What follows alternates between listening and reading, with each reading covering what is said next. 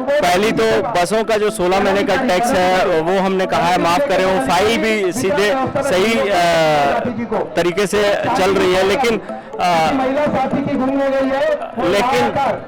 1 नवंबर से पहले अगर वो राशि माफ़ नहीं की गई तो बसों के पहिए 1 नवंबर को थम जाएंगे, क्योंकि ज़रूरी है कि सरकार रोड टैक्स की माफ़ी 31 अक्टूबर से पहले कर दे।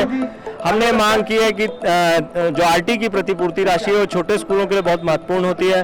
ग्रामीण इलाके में, आदिवासी इलाकों में स्कूल चल रहे हैं, वो 106 करोड़ रुपए सरकार के खाते में आके पड़ी है। हम चाहते हैं कि वो दिवाली से पहले राशि ट्रांसफ़र हो जाए, ताकि लोगों की दिवाली अच्छे से मना सकें। देश का सबसे बहुत बड़ा त्यौहार है। तीसरा, मान्यता को लेके अलग अलग जगह से शिकायतें आ रही हैं भ्रष्टाचार की, उसको भी सरलीकृत किया जाए। और कोरोना काल में स्कूलों की जांच हुई थी, उस जांच में कमियां पाई गई थी, और वो बहुत संभव है, हम सार्वजनिक रूप से मानते हैं कि उस दौरान हमने स्कूलों ने भवना छोड़ दिया था, स्टाफ कम कर दिया था। तो इस जांच के नाम से जो ब्लैकमेल किया जा रहा है उसे रोका जाए।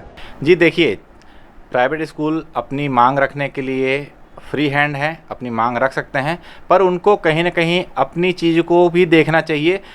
आप जिस सरकार से बसों के टैक्स माफ़ करने के लिए बात कर रहे हो, क्या उस सरकार का आपने आदेश की पालन किए? नहीं, आपने कई बार उसी सरकार के आदेश की अवहेलना की।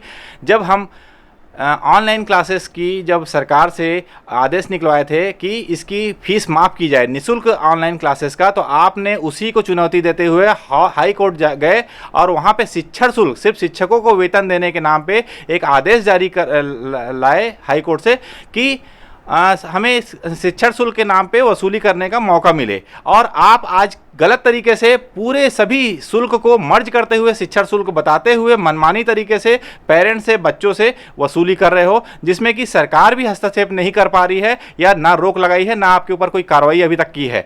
आपके खिलाफ लगातार डीओ ऑफिस में हजारों आवेदन हैं, हर स्कूलों के खिलाफ लगातार, सभी जो गलत करने वाले स्कूलों हैं उनके खिलाफ, मनमानी करने वाले स्कूलों को, स्कूल मालिकों को जो बिजनेस बना चुके हैं, माफिया बन चुके हैं, इनको कोई फर्क नहीं पड़ रहा है, इनको सरकार का, कानून का कोई डर नहीं है, ये सरेआम उल्लंघन करते हैं। तो ऐसे लोगों को, ऐसे माफियाओं का बस का टैक्स माफ नहीं होना चाहिए।